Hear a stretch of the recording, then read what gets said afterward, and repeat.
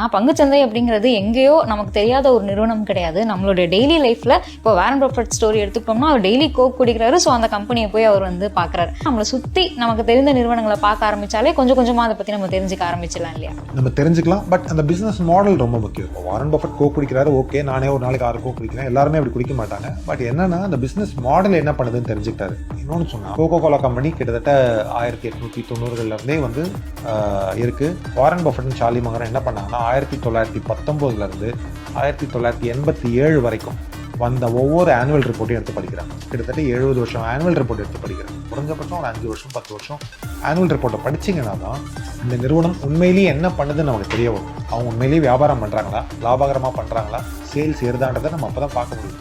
70 வருஷம் ஆனுவல் ரிப்போர்ட்டை படிச்சுட்டாங்க. அதுக்கப்புறம் அவங்களுக்கு என்ன சந்தேகம், நேராக உள்ளே இறங்கினாங்க. இன்னைய வரைக்கும் கோக்லேருந்து அவங்களுக்கு காசு கொட்டிகிட்டே இருக்கு. ராஜா கையை வச்சா ராங்கா போனதில்லைன்ற மாதிரி வாரன் கை வச்சா எதுவுமே தப்பானதில்லை. இதுக்கு ஒரு கோக் ஒரு பெரிய உதாரணம்.